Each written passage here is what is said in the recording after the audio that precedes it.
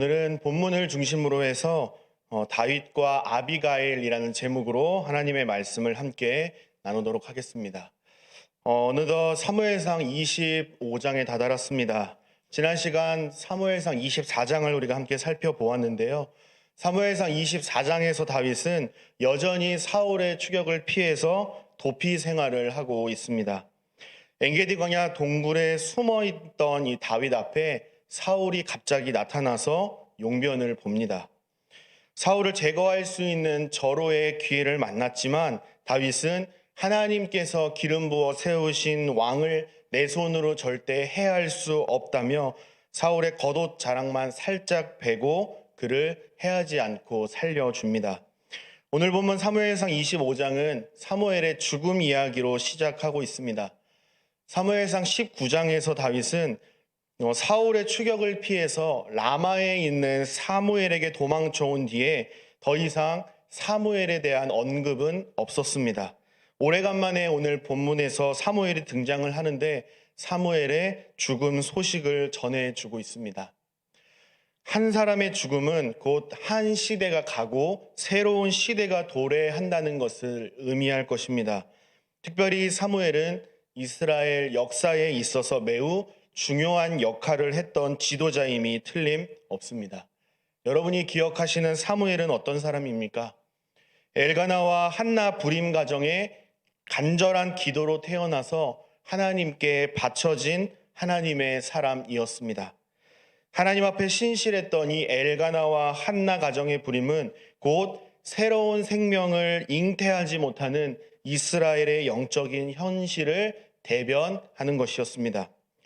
한나의 간절한 기도로 하나님께서 아들 사무엘을 주셨고 다시금 하나님께 바쳐진 이 하나님의 사람 사무엘은 철저히 하나님 중심적인 삶을 살았고 하나님께서 선택하신 이 이스라엘 백성들의 영적 각성을 위해서 평생을 헌신했던 이스라엘의 마지막 사사이자 영적 지도자였습니다. 그랬던 그가 죽음을 맞이했다라고 오늘 본문 1절은 소개하고 있습니다. 오늘 본문 1절을 보시면 사무엘이 죽음에 온 이스라엘 무리가 모여 그를 두고 슬피 울매라고 말합니다. 온 이스라엘이 사무엘의 죽음에 애도했다는 것이죠. 이스라엘 백성들에게 있어 사무엘은 영적이고 또 정신적 지주와도 같은 중요한 역할을 했기 때문에 이들에게 있어 사무엘의 죽음은 충격 그 자체였을 것입니다. 좀 전에도 말씀드린 것처럼 이 사무엘은 이스라엘의 마지막 사사였습니다. 마지막 사사가 죽음을 맞이했다라는 것은 무엇을 의미할까요? 이제 사사 시대가 끝이 났다라고 볼 수 있습니다. 다시 말해서 사사 시대가 막을 내리고 새로운 시대, 즉 백성들이 요구한 대로 왕정 시대가 도래함을 의미합니다. 왕정 시대는 어떤 사람이 왕이 되는가에 따라서 그 나라의 흥망성쇠가 결정된다라고 할 수 있습니다. 여태껏 우리가 살펴본 이 이스라엘의 초대 왕, 이 사울 왕의 모습은 어땠습니까? 한마디로 실패했습니다. 하나님 앞에 실패했고요. 또 백성들에게 실패했죠. 나아가 사울 자신이 보기에도 자신의 왕국은 실패했음을 인정하면서 동시에 다윗의 왕국은 견고히 설 것을 안다라고 인정했습니다. 오늘 보면 바로 앞부분인 사무엘상 24장 20절에서 사울은 이렇게 말합니다. 보라, 나는 내가 반드시 왕이 될 것을 알고 이스라엘 나라가 내 손에 견고히 설 것을 알고 있다라고 말합니다. 이렇듯 사울이 사무엘상 24장에서 자신의 왕권과 이 다윗 왕국의 흥망성쇠를 인정한 시점에 이 사무엘상 25장 1절에서 사무엘의 죽음 소식을 기록한 특별한 의도가 있습니다. 그 의도가 무엇인지 아십니까? 사무엘의 사명은 이 사사시대의 끝자락에서 하나님께서 맡겨주신 이 마지막 사사라는 시대적 사명을 잘 감당하면서 동시에 다윗의 나라가 견고하게 세워질 때까지 준비하는 것까지였다는 사실을 분명하게 보여주고 있습니다. 사무엘이 달려온 인생의 끝자락에도 우리에게도 동일하게 주시는 교훈이 있습니다. 하나는 하나님께서 이 시대에 저와 여러분 각자에게 맡기신 사명이 있다라는 사실이고요. 다른 하나는 우리에게 맡기신 이 시대적 역할과 사명이 다 끝났을 때 비로소 하나님의 부르심을 받게 된다라는 사실입니다. 즉, 하나님의 사명이 끝나지 않는 한 우리는 하나님께로 나아갈 수 없다라는 사실을 우리는 기억해야 합니다. 연약하고 불완전한 인간은 인생의 마지막 순간을 전혀 알 수가 없습니다. 쉽사리 예상할 수도 없고요. 오직 하나님의 뜻에 달려 있음을 우리는 기억하고 인정해야 할 것입니다. 인간적인 관점으로 보면 이 사랑하는 사람과의 헤어짐이 아쉽죠. 그리고 지난날의 후회와 또 앞날의 두려움도 함께 찾아오게 될 것입니다. 이스라엘 백성들도 이 사무엘의 죽음 앞에서 다윗의 왕국을 견고하게 함께 세워가는 사명을 주셨으면 좋았을 텐데 준비하는 것까지 말고 완성까지 함께 할 수 있도록 허락해 주셨으면 참 좋았을 텐데 조금만 더 함께 할 수 있으면 좋았을 텐데 라는 아쉬움이 남았을 겁니다. 하지만 사무엘의 사명은 여기까지고 하나님의 사명은 하나님의 사람들을 통해서 계속해서 이루어 가실 것이라는 사실을 우리는 믿음으로 바라볼 수 있어야 합니다. 코로나19 사태가 2년 가까이 지속되고 있고 또 경제는 점점 더 어려워지고 있고 이전보다 더 부지런히 열심히 살아가고 있는데 이상하게 삶은 더 힘들어지는 현실 앞에서 소망을 잃고 낙심하는 분도 계실 것입니다. 또 날씨가 추워지면서 여기저기 안 아픈 데가 없고 또 마음과 같지 않은 이 육체적 노쇠함에 무기력해지고 또 외로움도 많이 느끼시는 분도 많이 계실 것입니다. 이 세상에서의 삶이 하루하루 살아가기 버겁고 힘드니까 하나님 나 좀 얼른 데려가 주십시오라고 기도하고 계신 분도 계실지 모르겠습니다. 그러나 우리의 생명은 각자의 소유가 아니라 하나님의 소유이기 때문에 하나님의 손에 달려있고 우리의 사명이 끝날 때까지 하나님은 우리를 이 땅 가운데 남겨주신다라는 사실을 우리는 기억해야 합니다. 비록 우리의 삶이 내 맘 같지 않고 힘들고 버거운 현실이지만 그럼에도 불구하고 그럴수록 더더욱 우리는 하나님을 신뢰하고 하나님께서 우리에게 맡기신 사명을 끝까지 잘 감당하다가 영광 중에 주님 앞에 서게 될 날을 소망하면서 우리에게 허락하신 오늘을 소중하게 잘 살아내야 할 것입니다. 이제 마온의 한 사람이 등장합니다.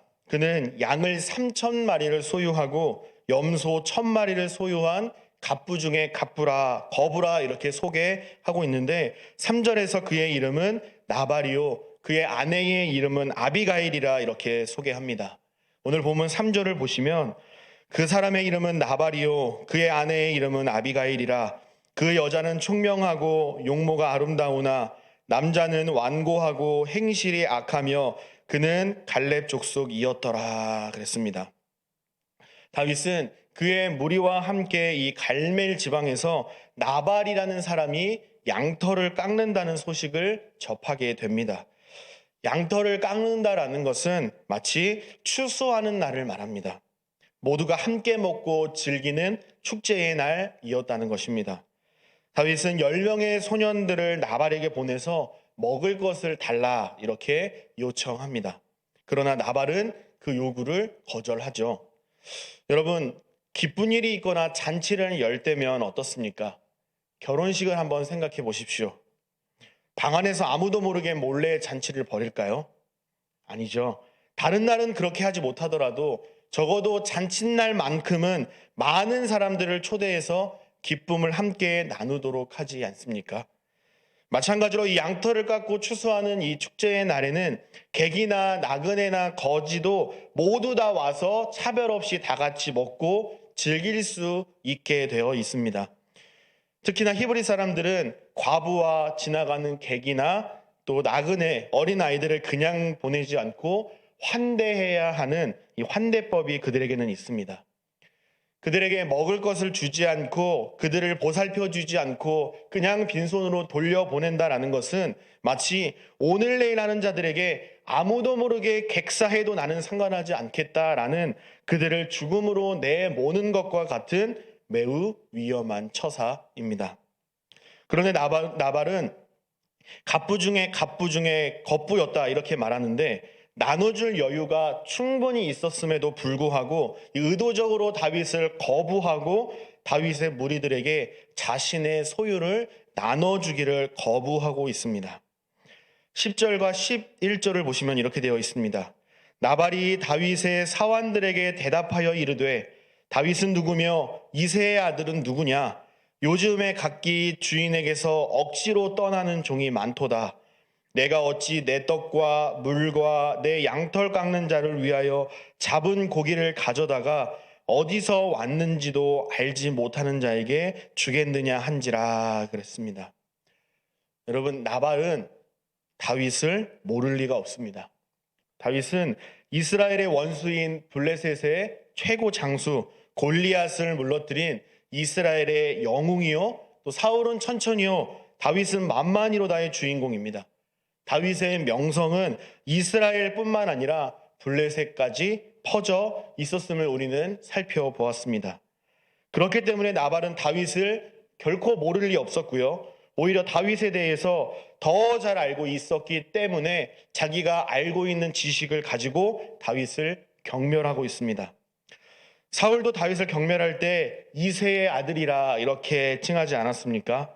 나발은 지금 사울 왕을 배반하고 도피 생활을 하는 파렴치한 반역자에게 내 양식을 나눠줄 수 없다. 그럴 이유도 없고 나는 싫다. 죽어도 못 준다. 라고 지금 다윗의 무리를 모욕하고 무시하고 있습니다. 이에 다윗은 격분해서 무리들 600명 중에 400명을 무정시켜서 이제 출정 명령을 내리며 복수를 선언합니다. 여러분, 지금 소개되고 있는 이 이야기의 배경이 어디인지 혹시 아십니까? 배경은 지금 광야입니다. 여러분, 광야는 어떤 곳인지 여러분 잘 아시지 않습니까? 광야라는 환경이 주는 특징들이 있죠. 낮에는 뜨거운 햇빛으로 굉장히 뜨겁고 덥습니다. 또 밤에는 굉장한 추위로 악명 높은 곳이죠. 게다가 도둑떼들이 출몰을 해서 약탈하고요, 맹수들이 위협을 가하는 각종 위험이 도사리고 있는 생명을 보호받을 수 없는 위험한 곳이 광야입니다. 이런 광야에서 다윗의 일행들은 이 경비대의 역할을 하면서 많은 사람들의 생명과 소유를 지켜주었습니다.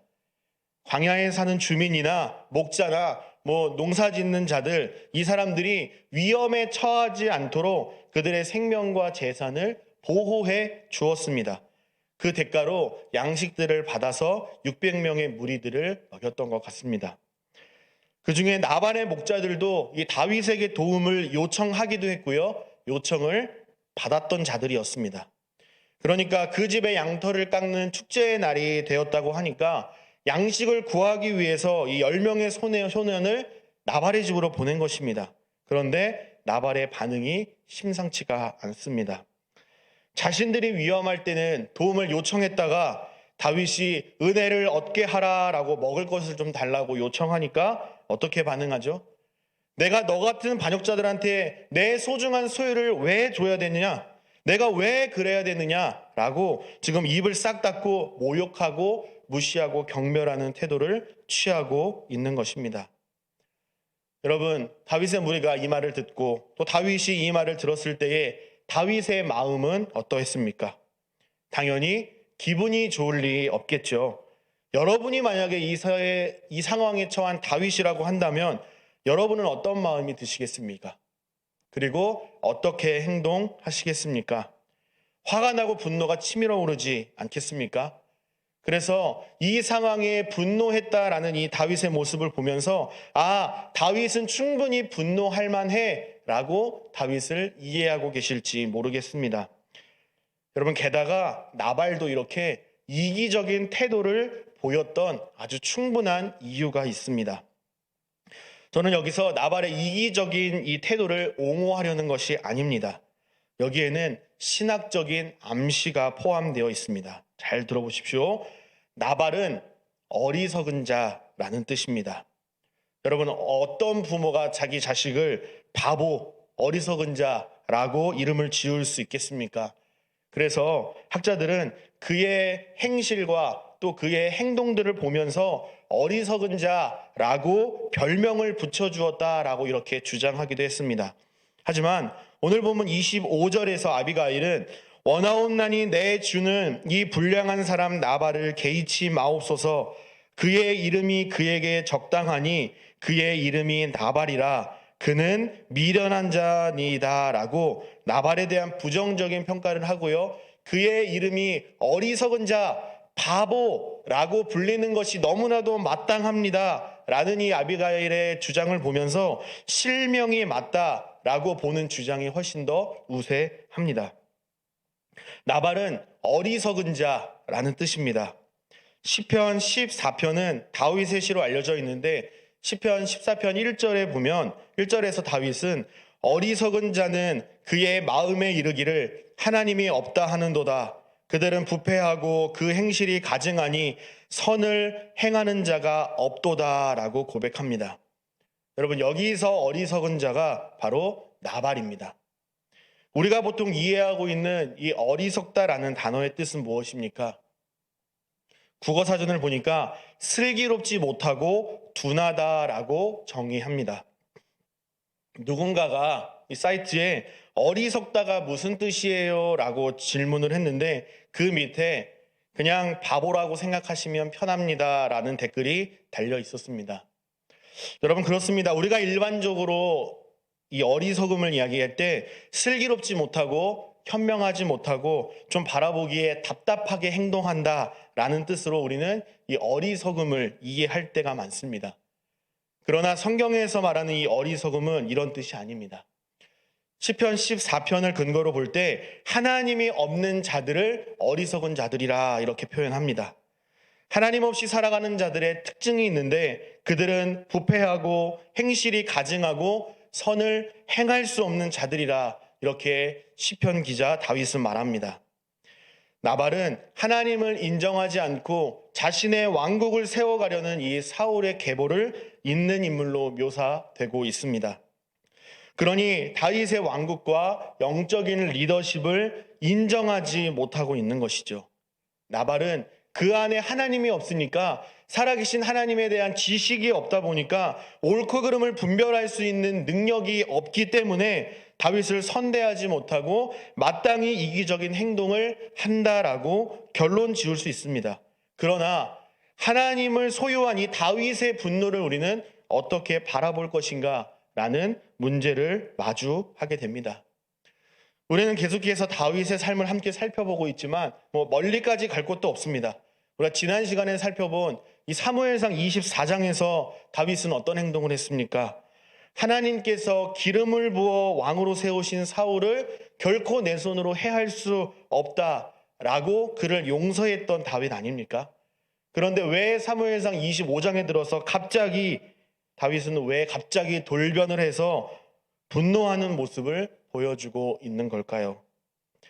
무엇이 다윗의 분노를 이토록 주체하지 못하도록 한 걸까요? 코로나 사태가 장기화되면서 이 코로나로 인한 우울감과 분노를 가리키는 다양한 용어들이 새롭게 생겨나고 있습니다. 코로나와 우울감이 합쳐진 코로나 블루로 이렇게 시작했었죠. 그리고 우울감이나 불안과 두려움을 넘어서 분노가 폭발한다라고 해서 코로나 레드까지 등장을 했습니다. 그러나 여기서 끝이 아니었죠.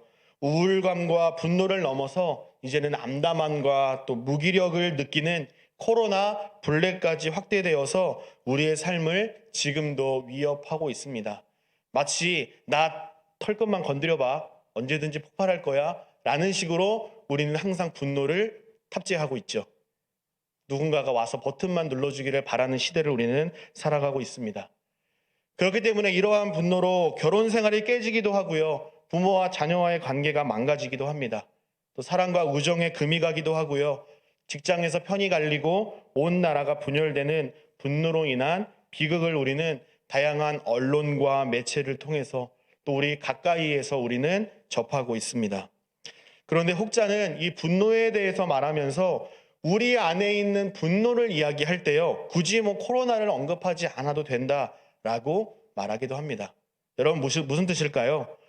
굳이 코로나 사태, 코로나 블루, 레드, 블랙 이 단어를 굳이 언급하지 않아도요, 우리는 이미 우리 안에 분노라는 감정이 꽈리를 들고 능청스럽게 이렇게 잘 숨어 있다가 찰나의 순간에 마치 뽑아든 칼처럼 갑자기 행동으로 드러난다라는 것입니다.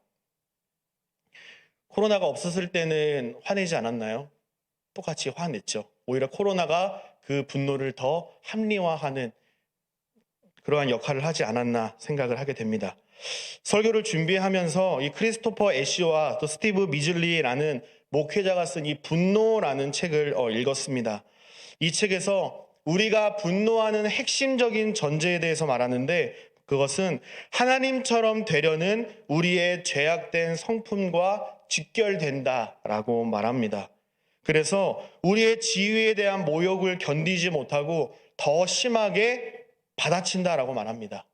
우리의 마음속에서 어떻게든 그 위협을 제거하고 싶기 때문에 맞받아치려고 하는 감정이 바로 분노다, 이렇게 이야기를 합니다.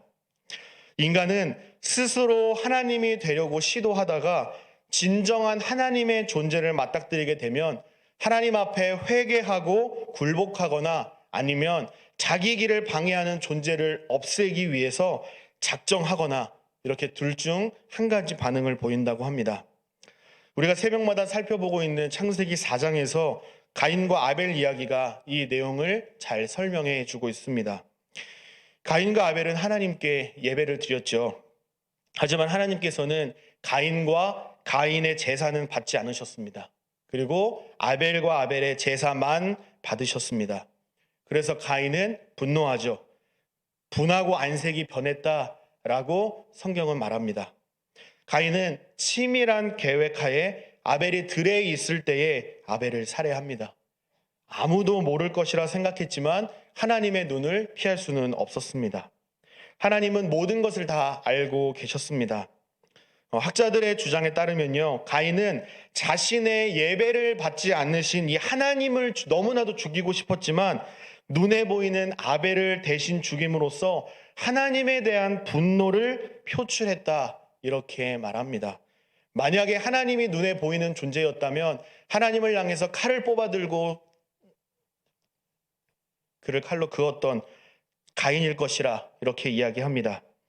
자신은 모든 것을 다 알고 있고 모르는 게 하나도 없고 틀린 것이 하나도 없는데 하나님은 도대체 왜 그러는 거야? 라는 이 하나님을 향한 분노가 극에 달하면서 자신의 계획과 길을 방해하는 존재를 없애기 위해서 스스로 하나님이 되고자 한 결과가 자신의 동생 아벨을 살해하게 되었다라고 말합니다.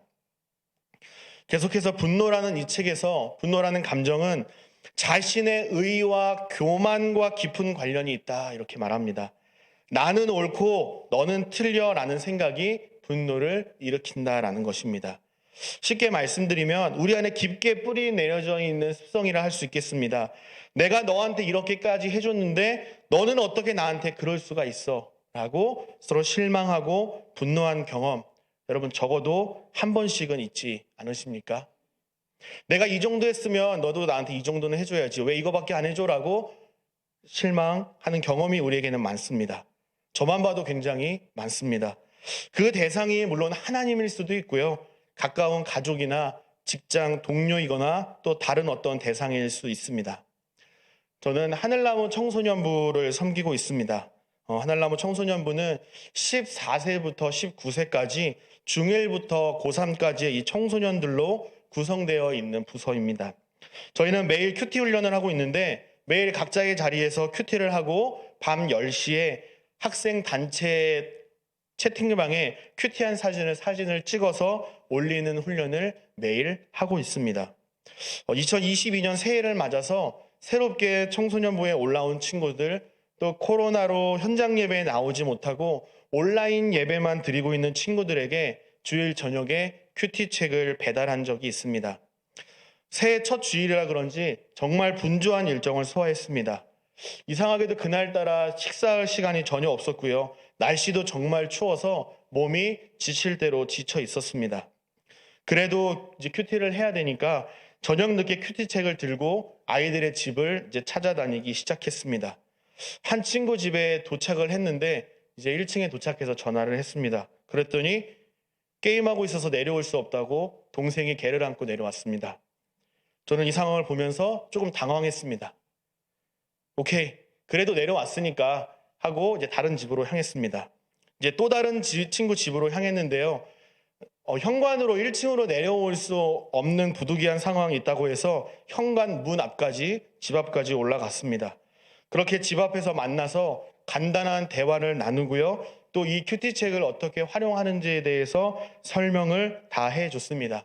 그리고 이제 저도 이제 집에 가려고 누구누구야 목사님 갈게 라고 말한 그 순간에 문을 닫고 들어가 버렸습니다.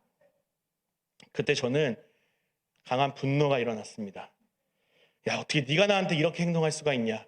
집 앞으로 오라 그래서 갔더니 전화했더니 1층으로 못 내려온다 그러고 올라갔는데 집 앞까지 나왔는데 네가 어떻게 나한테 이럴 수 있느냐. 얘가 나를 무시하나? 라는 생각까지 저는 들었습니다. 그래서 제 안에 격한 분노가 계속해서 일어났습니다. 이동하는 내내 씨 이놈 봐라. 이렇게 저는 이 분노를 쉽게 내릴 수가 없었습니다. 그런데 하나님께서 딱 주셨던 위로 한마디가 있습니다. 그거 무엇인지 아십니까? 내가 이제 청소년 사역이란 걸 하고 있구나 라는 것을 깨닫게 되었습니다. 내가 이렇게 추운 날씨에 생각해서 문 앞까지 갔는데 힘든 몸 이끌고 고생을 하고 있는데 지금 나를 무시하나? 이렇게 버릇없이 그냥 들어가나? 어떻게 버릇없이 이렇게 행동할 수 있지? 라는 이 저의 헌신과 수고로움이 저의 의의가 되어서 강한 분노가 일어난 것이더라고요. 그 친구의 행동이 잘못되었다, 제 수고로움을 알아주십시오라고 말씀드리는 게 아닙니다. 여러분이 가셔서 대신 따끔하게 혼내주십시오 지금 이러는 것도 아닙니다. 그 상황에 왜 분노했는지 그 핵심을 말씀드리려고 이 이야기를 소개해드린 겁니다. 여러분, 청소년에게 분노나 표출하고 있는 저는 못된 사역자가 맞지 않습니까? 참 옹졸하고 속 좁지 않습니까? 인간적인 감정 하나 통제하지 못하는 이 미성숙한 목사가 맞지 않습니까? 지금 생각해보면 유연하게 받아줄 만한 그 여유가 제 안에는 없었던 것 같습니다. 육체적으로 지쳐있기도 했고 늦은 시간까지 이 큐티 책을 나눠주는 일이 어쩌면 제 의의가 되었기 때문에 그 수고로움을 인정받지 못했고 무시받은 것 같다는 생각에 순간 화가 났던 것 같습니다. 여러분, 사무엘상 24장과 25장에서의 다윗은 여러분 같은 사람입니까? 아니면 다른 사람입니까? 같은 사람이죠. 다윗 안에는요, 사실은 두 가지 모습이 공존하고 있습니다.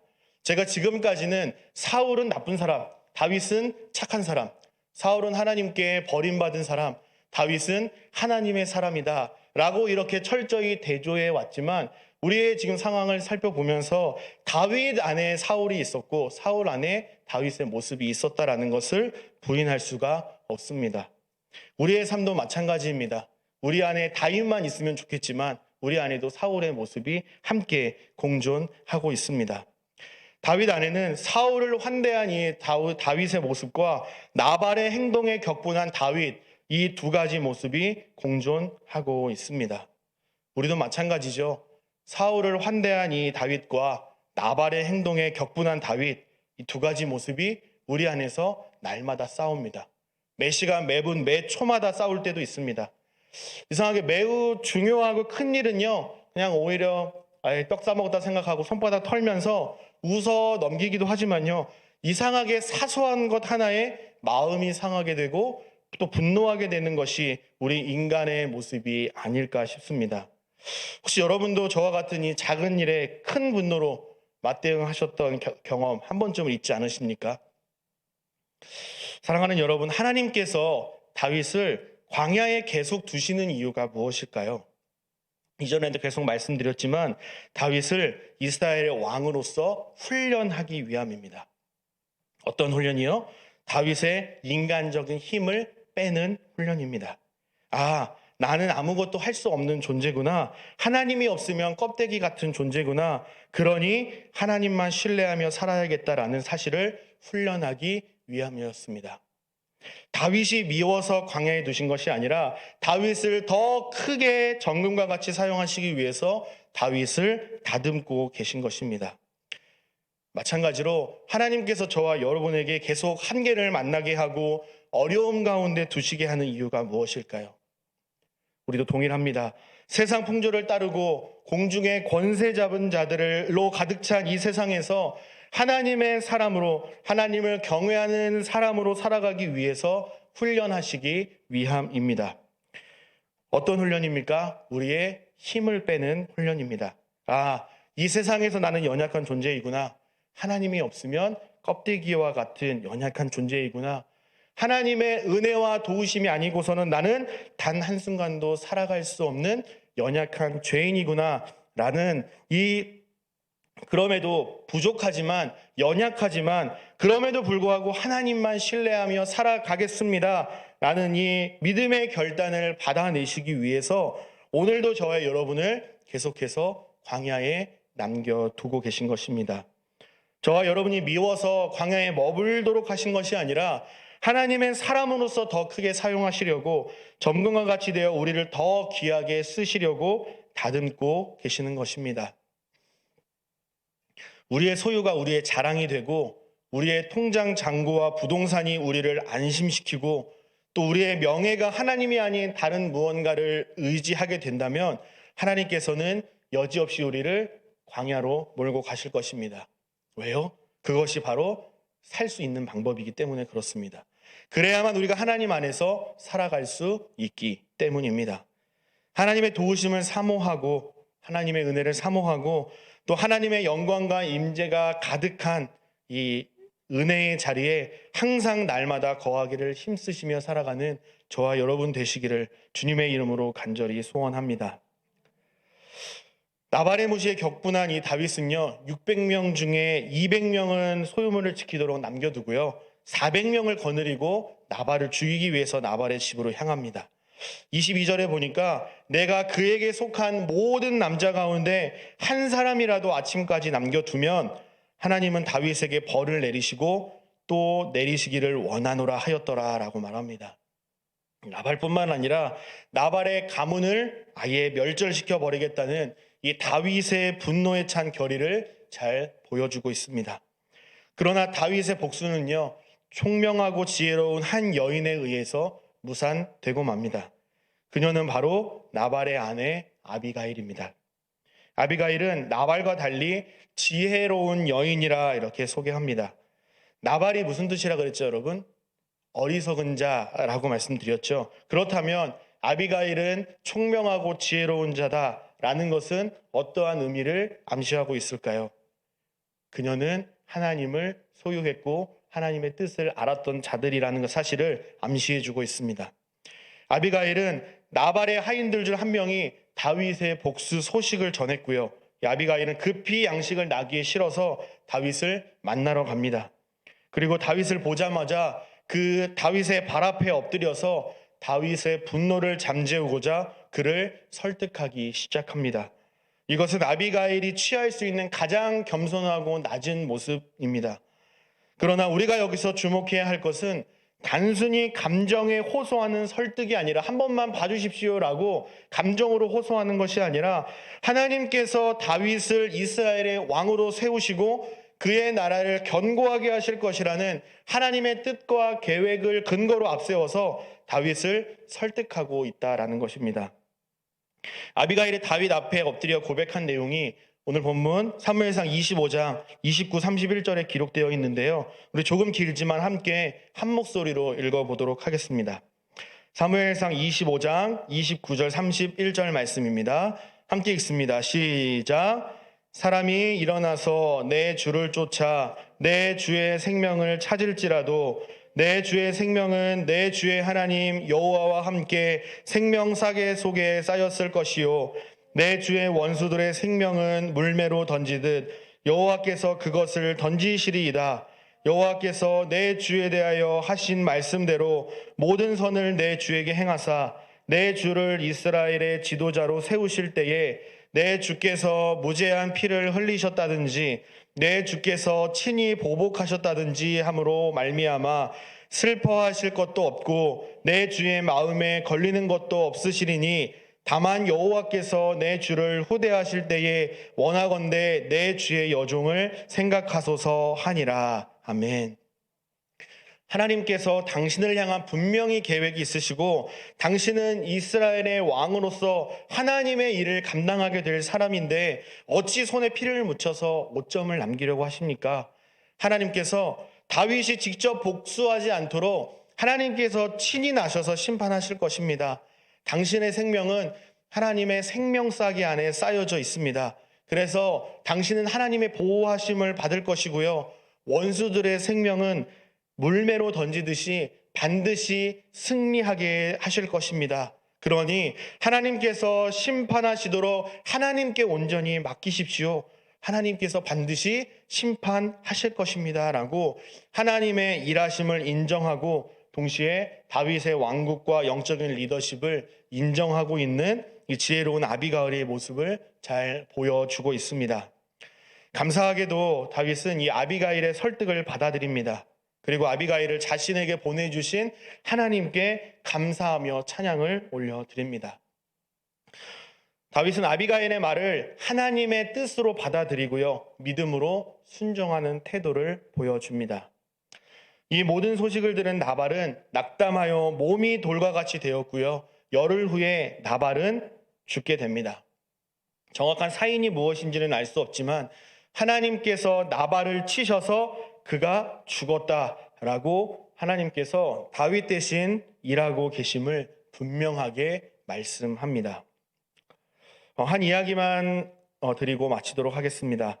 오늘 어떤 한 성도님과 전화 통화를 좀 하게 되었습니다. 육체적인 고통 가운데 악으로 계속 버티다가 이제는 더 이상 미룰 수 없는 상황에 되어서 수술을 결정했다라고 합니다. 수술을 하게 되었다는 소망과 인간적인 두려움을 느낄 새도 없고요. 집에 홀로 남겨질 자녀들 생각에 걱정뿐이었다고 합니다. 그래서 인간적으로 할 수 있는 대안 몇 가지를 후보로 결정을 했는데 무엇을 결정해야 하나, 무엇을 어느 것 하나를 결정하더라도 마음이 편치 않았다라고 말합니다. 그때 친한 언니와 통화를 하게 되었답니다. 하나님께서 함께 하시는데 뭐가 그렇게 걱정이냐고 목사님께 전화를 좀 드려보라 라는 이런 조언을 받았다라고 합니다.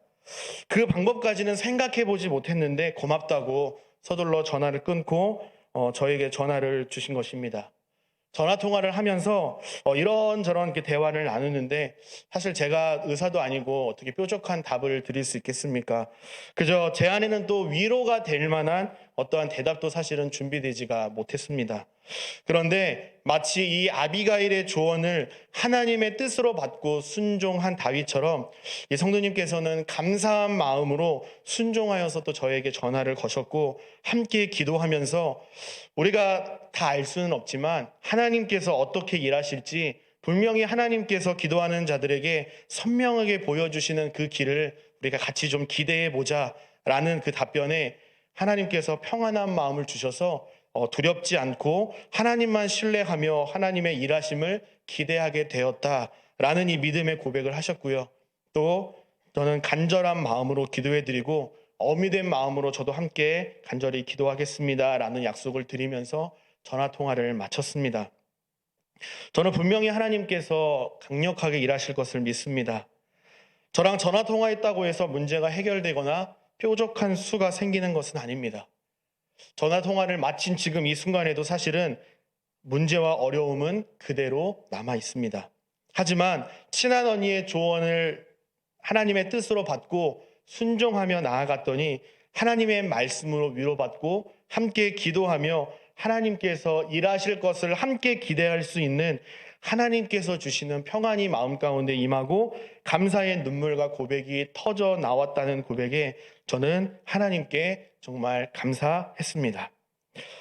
나발을 향한 자신의 분노를 삼켜내고 이 아비가일의 말을 하나님의 말씀으로 받아 순종했던 다윗은 풍성한 하나님의 복을 누리게 하십니다. 총명하고 지혜로운 이 아비가일을 아내로 맞이하게 되고요. 나발이 붙들고 놓지 못했던 그 소유를 다윗이 소유하게 됨으로써 소유와 영향력을 함께 동시에 얻게 되었습니다. 말씀 맺겠습니다. 사랑하는 여러분, 우리 하나님은 신실하신 하나님이심을 믿으시길 바랍니다. 하나님의 뜻을 따라 순종하는 이 믿음의 삶을 살아내는 우리 모두가 되시기를 간절히 바랍니다. 그렇게 살기를 다짐하고 비록 넘어지고 또 연약하여 또 넘어질지라도 그렇게 결단하며 하나님을 신뢰하며 살아갈 때에 시냇가에 심은 나무가 철을 따라 열을 맺으며 그 잎사귀가 마르지 아니함 같은 형통함의 복을 아낌없이 부어 주실 것입니다. 하나님은 우리를 결코 실망시키지 않으실 것입니다. 다윗을 실망시키지 않으셨고 다윗을 끝까지 붙들고 하나님의 뜻 가운데 인도하신 것처럼 우리의 연약함은 감춰주시고 오히려 연약한 우리를 더 안아주시고 하나님의 강하심 가운데에 우리의 삶을 선하게 인도하실 것입니다. 우리보다 우리의 상황과 형편을 잘 아시는 하나님께서 우리의 삶을 붙드시고 선하게 인도하실 것을 믿으시길 바랍니다. 하나님의 일은 하나님께 맡기시길 바랍니다. 그리고 우리가 해야 할 일에 집중하실 수 있기를 바랍니다. 그것이 무엇입니까? 온전히 하나님을 신뢰하고 하나님을 붙들며 살아가는 것입니다. 여러분의 삶의 자리에서 하나님의 은혜를 사모하고 하나님만을 신뢰하며 하나님의 말씀에 순종함으로 하나님께서 주시는 풍성한 복을 누리며 살아가는 천산의 모든 가족들이 되시기를 주님의 이름으로 간절히 축복합니다. 아멘. 이 시간